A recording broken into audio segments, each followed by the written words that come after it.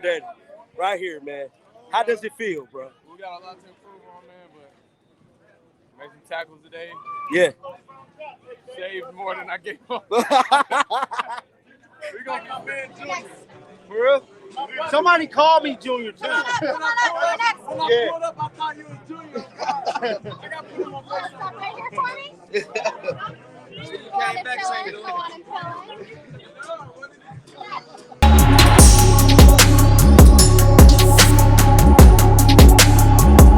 man, like, just, I knew it. I told y'all. I told you. Look. Hey, look. I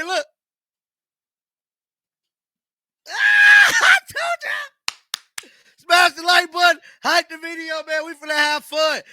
If you were a Shador fan, this was not a surprise at all what he did tonight. To me, I'm gonna just keep it 100 with y'all right here, right now.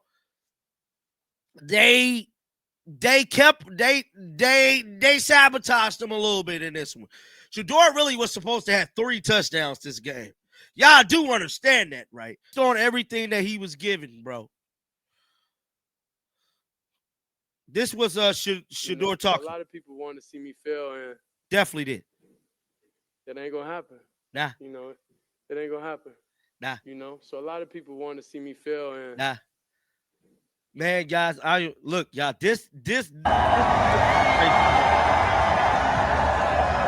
immediately after the thing.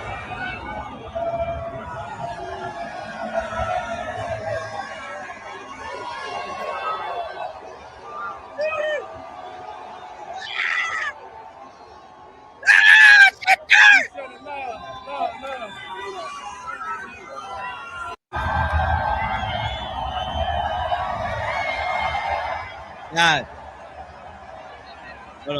It doesn't change. You know, that's the approach, that's the outlook.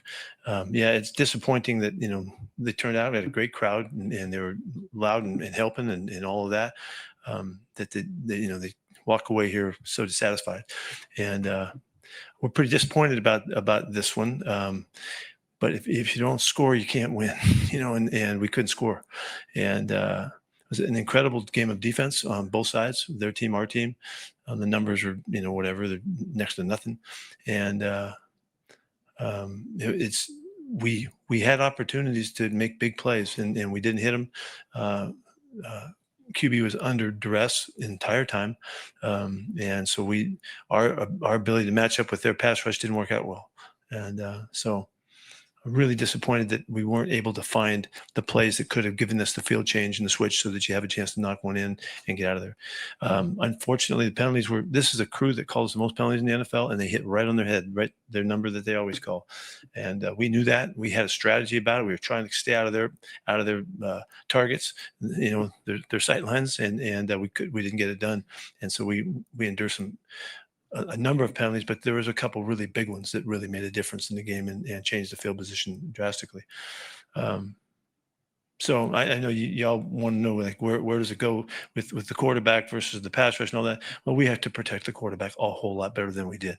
And, you know, we tried the guys we thought had the best shot to do it. Willie turned his ankle, and so Cap got in there for a little bit, and then he went back. I think Will came back in the game at the end or whatever. He may have been able to return. But we had a bunch of scheme, we had a bunch of strategy and slowing the thing down, but we couldn't hold up, and it was really unfortunate. Piggybacking off what you just said, you've got 2 third-round rookie offensive linemen. When you're giving up 10 sacks and your team has the record it has, was there any thought going to those rookies, getting them some experience? It couldn't have been worse after 10 sacks. You know, that's one way to look at it. You know, it couldn't be worse to just try something else. But we watch practice every day, and we watch the film, and we do our work to make our evaluations. And those guys are going to have their day. They're going to have their time, maybe sooner than later. But based on what we've seen and what we know, we're giving it the best shot we can. And yeah. Pete, there were a couple of times. I mean, you said that. Obviously, sorry, over here. Sorry, over here. Obviously, you said Gino was under duress a lot of the time. There were a couple of times where he had some time to throw and he wasn't able to connect with Trey Tucker. What do you think is happening there? Their inability to connect a lot on those deep balls. Yeah, uncharacteristic misses there because there was like 3 of them when Trey got behind him, and we had some real shots and opportunities, and he did have a chance to get the ball out and clean and all that. We need to hook those up, and there's no doubt. I mean, Trey ran as hard as he could, and he got open. He was behind him. He's got to put the ball on him. Those would have been plays that could have saved us on a day when we're struggling, on other downs, and that was really unfortunate because we really did have the right opportunities there for us. Pete, to your left here, just back to Kappa going to center. When did he first start taking snaps at center for you guys at some point of practice? And if so, why did you guys feel better about him at center rather than moving Jordan back and throwing one of the rookies in there at right guard? Because we thought our best shot was to keep Jordan playing at guard was the first thought. Cap has been kind of snapping all along, and more seriously lately, to give him that opportunity. He looked pretty good at the spot, and we thought based on our practice time and evaluation that it was better to have Jordan there and have Cap jump in at center. We had thought that if that would have happened, earlier in the game, that's the way we had planned to go. Pete, my first question is, how's Ashton, and do you think he avoided anything serious when he went down? Yeah, they said that he tweaked his ankle, and I don't know how bad that is. They're going to check him out right now. I don't know that, but it was an ankle day. About 3 different guys had ankle issues. He was one of them. Follow-up question: sitting at 2-9 right now, the decisions you make whether on the roster and who plays and who not moving forward, how much will that be dictated on what you want to see moving forward into the future? Yeah, well, we'll talk about all that and see where we are. Obviously, you allowed 24 points tonight, but you still had 2 turnovers. Do you really believe that the defense is still playing good enough to win these games, and it's kind of more on the offense to step up? There's no doubt. They had a 2-yard drive, and they had a 20-yard drive or something like that. I thought we played great on defense tonight. And there's the one big breakout screen. We just screwed it up in terms of the way we contain the thing, and that play goes.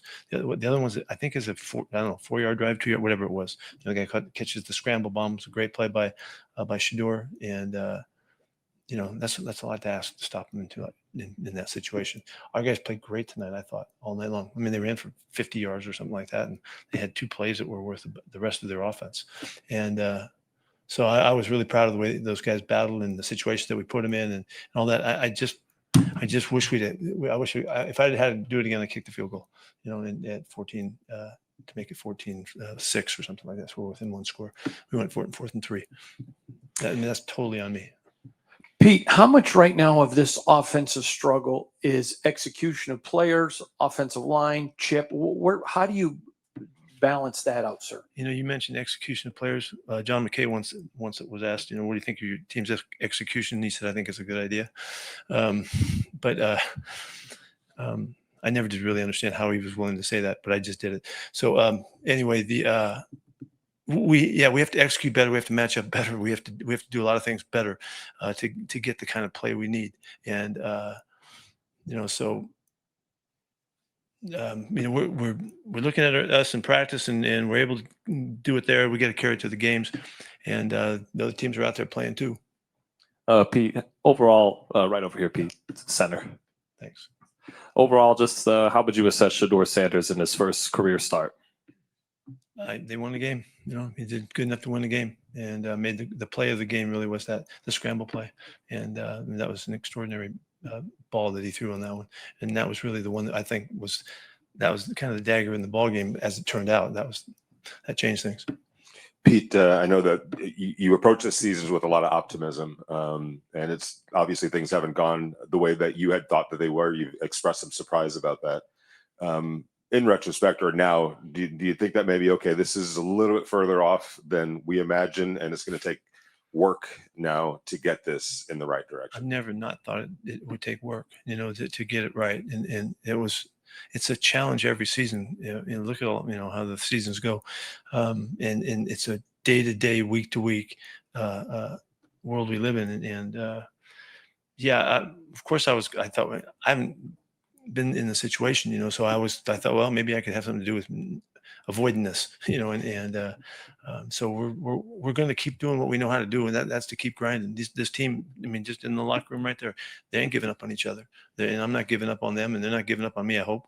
And we're going to keep battling and work our ass off just the way we know how to do, and that's really what you do, and try to make the right decisions and the right choices with the personnel and all of that as best we can.